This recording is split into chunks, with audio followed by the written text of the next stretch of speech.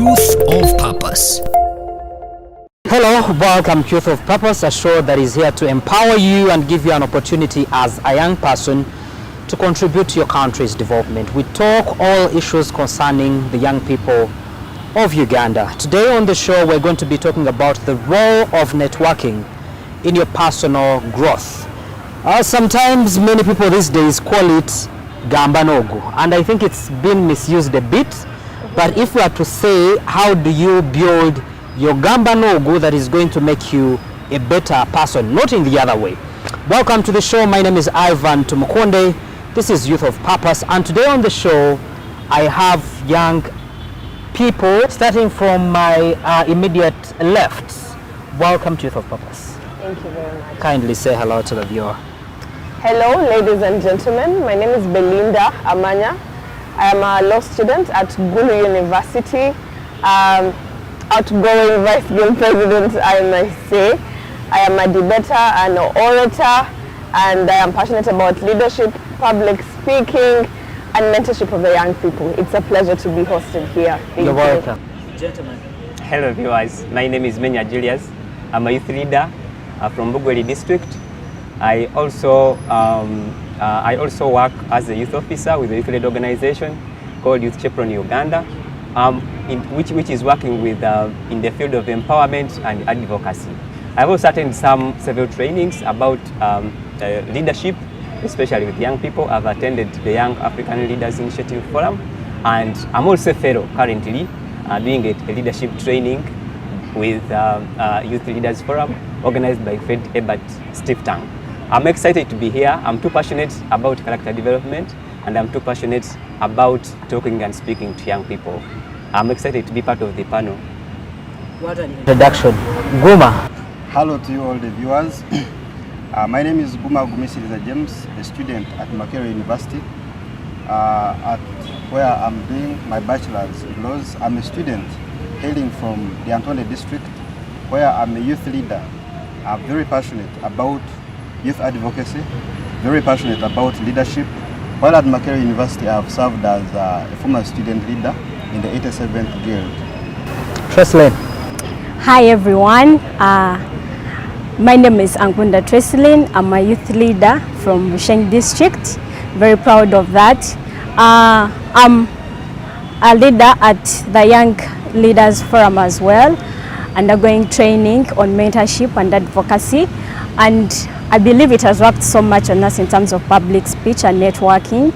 I'm also a leader at Girls and Mentorship Space, very proud to have one of the 100 girls and network and advocate for a better Uganda. So I'm a young leader, very passionate in growth, and I've tried to use my personal skills to ensure that I'm able to network. Thank you so much, Treslin. They say, show me your friends, I tell you who you are. And when we talk about networking, it's a very simple word that seems to be direct, that someone can easily be able to understand. Starting with you, Belinda, when we talk about networking, what exactly are we talking about? Well, to me, networking goes hand in hand with effectiveness. So to me, networking is not just networking, but to me it must be effective networking. And this is how do we relate with people to grow ourselves in different fields and also help them grow. So to me that is a network, that is networking. How do we help each other be better people and make meaningful, effective relationships with different people. Amazing. Adding on Belinda's submission about networking, I think networking is beyond something like gaining skills, but it should be even a mindset. I believe in many times young people, especially us, we are down, we can't build abilities to exchange ideas with people, because ideally networking is about the ability for you to be able to exchange ideas and information with other people. But of course, networking comes with other things. There might be positive networking and negative networking. So it also comes into the quality of conversation you are having with the network, and it also comes to the value scale. Because if you are meeting people that they are not value-based, they are not honest, you are going to build, believe me, you are going to build a network that is too negative and will not push you ahead. Goma. Thank you very much, Ivan. As a former student leader, when I talk about networking, in my opinion, networking and interpersonal skills, these are two aspects that are intertwined. They go hand in hand. So you realize for any person to take any leadership position, you always need the two aspects. You need to have the network. You also need to have the interpersonal skills. Because while in any position of leadership, What are interpersonal skills? interpersonal skills, these are life skills that one possesses that can enable you relate with other colleagues in real life. So as any leader, you find you need these interpersonal skills like teamwork, because any leadership structure, you find you always have to work as a team. Tresseline. Thank you very much. I think to start on from the leader, to me I feel networking could mean how diverse do you go, not as an individual, but with the people around you. Because oftentimes it becomes hard for you to say you are going to network when even the people around you, you cannot connect with them. They feel you cannot even greet them. And it's that simple. So to me networking would be calling for a diverse of where you want to be, but then also how you carry along the people around you. Belinda, why is it important for any young person? Someone might say, I'm still in high school, I'm at campus. Why is it important at every stage of life for us to be able to build a network? Well, I'd like to start from a view that society as society or community as community has initially made sure that you cannot work as an island, you cannot live as an island, so you need to be with people. Oh, yeah. And for you to succeed, you cannot do it on your own. I'd like to give shout outs to the debate society or to the debate circuit. I feel it has grown some of us to an extent that if I have an event or a program I am working on, I know I'm able to call someone, even these we're having high school students join us early as possible. If I have a talk show or I have an event, probably I'm having, one of us is going to be an MC. I know there's someone who can speak. There is one who is good at mobilizing and reaching out to people. Do I need digital whatever, flyers, what? I have someone. You have a graphics guy. Exactly, someone who likes that. So you find as young people, regardless of your age, even though you're at school, you probably studying at Namagunga, you probably need to cross-check notes of someone at Budo, some at entire school, Nyanji, Uganda, SS, Lango College. You need to, try to create that network. It helps you widen your knowledge, your understanding also, because sometimes normally, I think it was Frank Rashida sometime who was saying that when you find a teacher, in most cases, his phone list has teacher so-and-so, only teachers. But as my sister talked about diversity, and diversity comes in with knowledge. So if you're a young person out there and the friends you have are only your classmates, that is faulty. If I need something to do in IT as a law student, I probably do not know about IT. But I need someone in IT to equip me with knowledge or to bring their share of their knowledge so that we come up with something. And then finally, the other importance I would like to say is that when we all come together, when a conglomerate of different ideas, different people from various backgrounds, various interests come together, I think that piece of energy and wisdom, knowledge put together creates a beautiful piece of work. And therefore, for us to have productive and good work or results, I think each and every person needs to have a diverse network, as Jocelyn said, and also to keep networking with people and not think that they can work on their own. Coming to you, why do you think it's important for you as a young person to build a network? You see, Ivan, this is a beautiful conversation about networking. I've tried to read a book. That book was written by Keith Ferrazzi. It is called Never Eat Alone. And in this book, it talks about how Ferrazzi developed the relationship, whether the professional career, through using network. Work with Ivan, with Belinda, and after all, I leave them and I don't even follow how about them. So, but this guy tells you in this book that after building this network, getting these contacts, try to reach out to them, these people. Keep your contacts alive. So, building a network is too important, especially in the world like in our country where unemployment rate is too high, and sometimes you need one another to hold a hand, so that I think basing on what is moving on, to me, I believe most successful candidates who are out from university, they get successful as early as fast because of building this strong network. You see, someone is a university and is hustling there out, going out to volunteer, connecting with people from different diverse of life, so that he can relate the field of study to the field of work. So I think networking is something too crucial and worth discussing. Coming to you, Guma, how has networking helped you in your leadership growth? Well, Ivan, before coming to your question, let me first add something to what my brother said. You realize our networking has greatly changed everything. You realize students are graduating from university, but out there, they are doing things completely different from what they studied at the university. You'll find very many of them are making a living.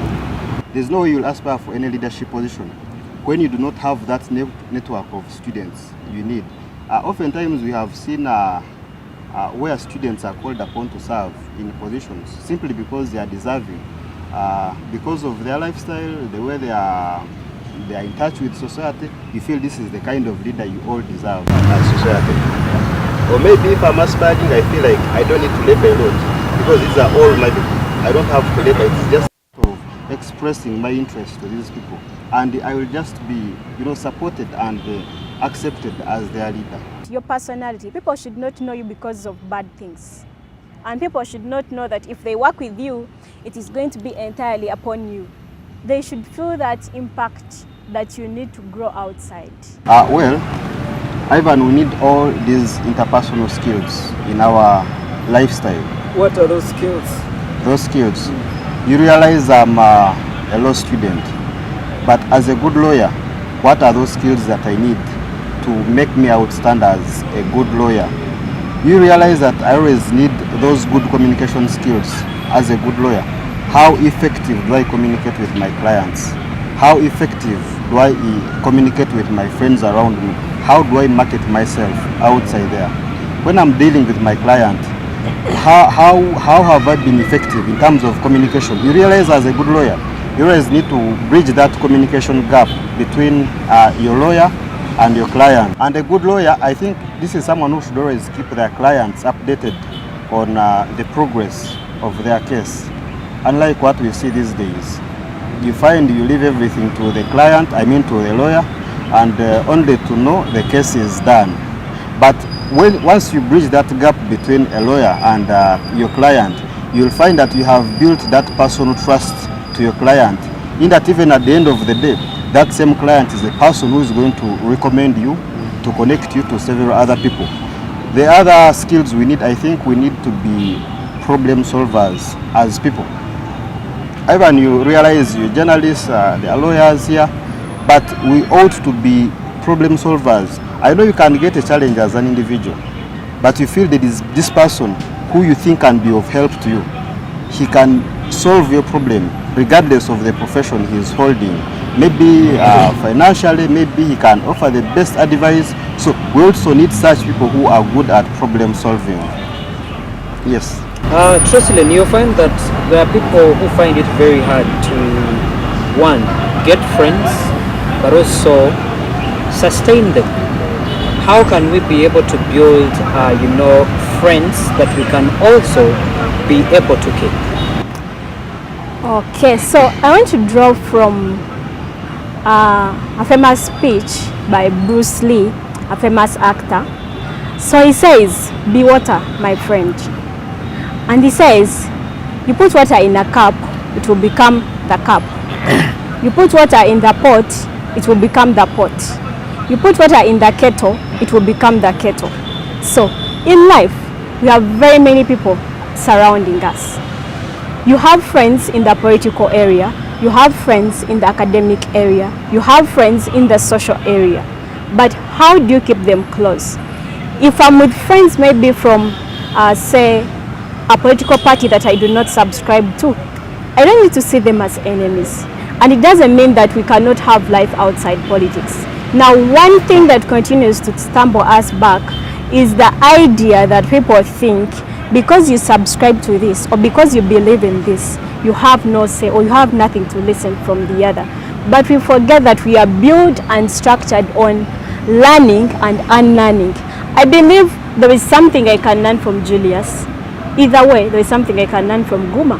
And there is something I can unlearn because of what he tells me. So how you continue to relate with people entirely depends on how you are able to switch and understand how you relate with that person, but then also the environment that surrounds you. There is usually sometimes so much pressure that you tend to draw off or get off with some of your friends. Maybe you feel the moment they see me with that person, they're going to be like, I'm like what they do. Sometimes, yes, your interests could not align with them, but then there could be that other thing that you as you have learned from that same person. So you have to be water. If this person is a kettle, ensure that you're using that person as the kettle. Switch your side, but do not switch your principles and values for that. So keep up with the people, understand the kind of relationship and friendship that you attach with them. If you can benefit in this area, well and good. If there is something you feel, I think I don't subscribe to that, then well and good. But do not entirely trash someone or think, as long as you tell me that, I have nothing to listen from you. Sometimes it doesn't work either way. And then be humble. Humility, to me, I feel actually raises you to greatness. The moment you start feeling it is me, entirely me, it is not about you. It is what it is, but it ain't what it ain't. So be focused and be humble. People love to work with humble people. Belinda, Trestle talks about being formless, like water. But whichever objects it's going to be put in, that's the form it's going to be. It gets a bit so easy when you're going to bring about friends or build a network that doesn't have much value. For example, if I wanted to create a group of drinkers, Yes. young people that we can be able to come together, go to a bar, drink and have fun, I can tell you it doesn't take me 30 minutes to have 30 people to be ready for today evening. That's your integrity. But if I was planning to create an association of young people to come and contribute money for us to go and buy an estate Yes. or do a developmental project, it will take me a year to get those same people and align them to do the same thing.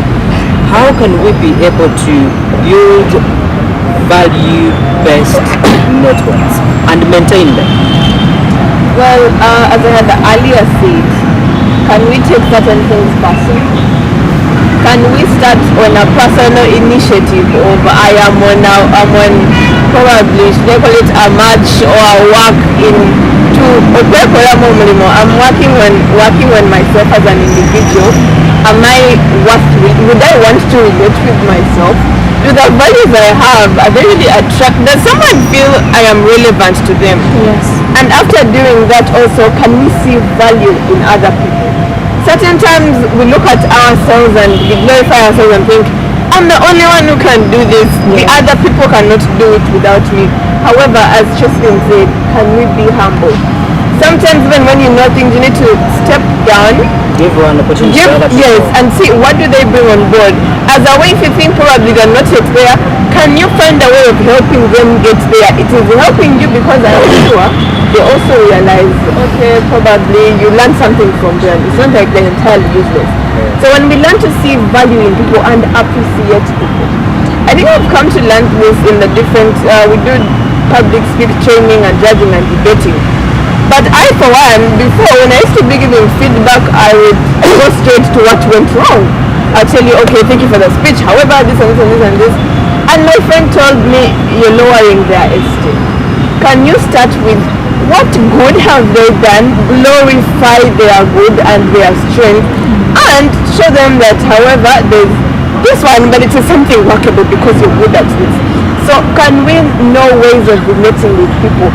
No one wants to be undermined. When you make them feel worthy and loved and valued, they want to keep growing. Even because when I come and tell Cheslin, oh Cheslin, there you're good at this, and I tell her all the good things, there's that bond already. Then I come, oh, by the way, I saw last time this and this probably did not come out well. Can we all try to adjust in a nice way?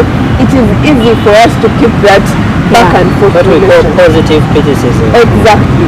So even the way we package ourselves and package the way we communicate with people determines how we relate and so how we maintain them. And then the other thing I'd like to say also on maintenance is, can we be adjustive and adaptive? So they call it adaptive. Create some space for, I can adopt this, I can adopt the other. However much I don't like this, but I think we can work on this. Exactly. Can we be tolerant? Can we be, but you know, as she said, because NRM typically, NRM, if someone is from number, who are you? However, you're missing out something important from them. So can we get to those other principles? I tell people it is better I live on principles than other secondary things. What basic principles are we matching? Is this good? Is this good? Then I think we can align. The other things that are not perfect, humanity is not perfect in nature, but we adjust and build each other. So, well, in conclusion, I would say the way we maintain them starts with we ourselves and how we see others. In which lens do we see others? Do we lift them up so they feel they are also growing, become a safe space for them and a growth space for them, so they want to keep around us? And yeah, basically working in such a relationship and also helping them learn from other people, being diverse, helps us to be more exposed and work well with people. And also reading books and listening to different people talk and share. You get to learn one or the other and build your character and be a good person. Yeah, and I think on maintaining networks, one, you must make sure that you keep adding value. And you talk about reading books. One thing that people haven't discovered about reading books is that it's food for thought, it's food for your soul. Every time you read a book, you never remain the same. After reading a book and you go speak to someone, there is something that always changes about you. So as long as you're still adding value onto the networks that you have, you will be able to maintain them. Adding on what you've been saying, how can we be able to utilize the networks? Because it's one thing to build a network, and utilizing it is another. People go here and there getting business cards, getting contacts. You go to functions and the speaker is like, please make sure you interact, get contacts, exchange. But you never reach out to these people that you really get.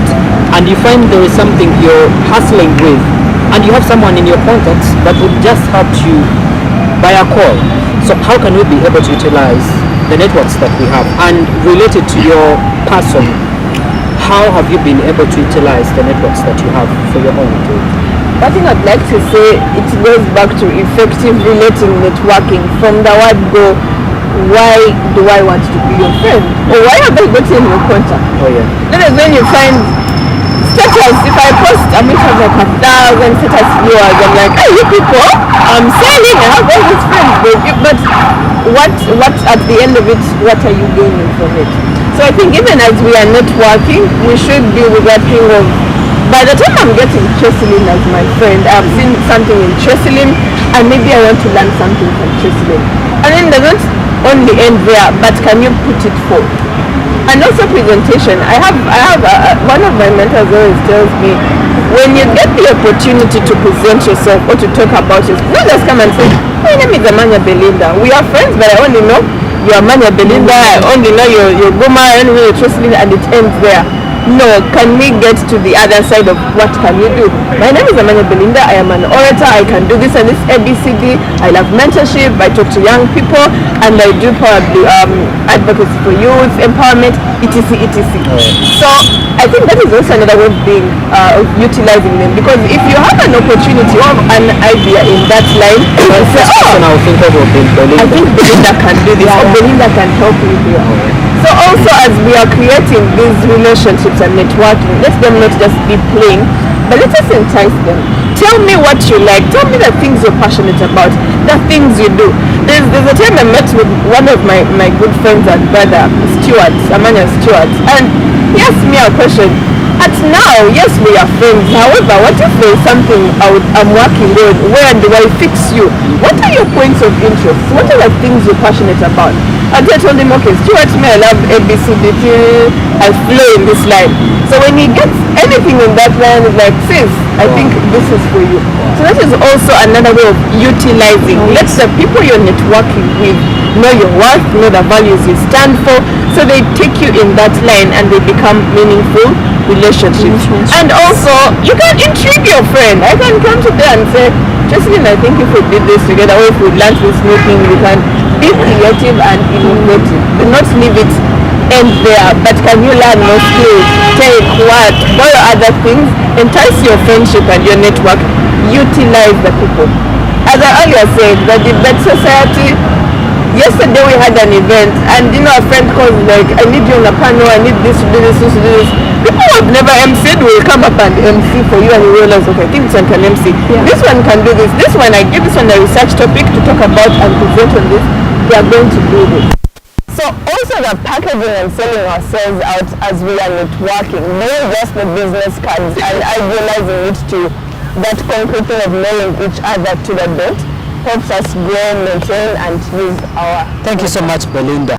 I do believe if we build such kind of networks, they are going to enable us to grow as young people, and that's the best Gambanogu that we can be able to have. That I know I have Tresselin, she adds value on me.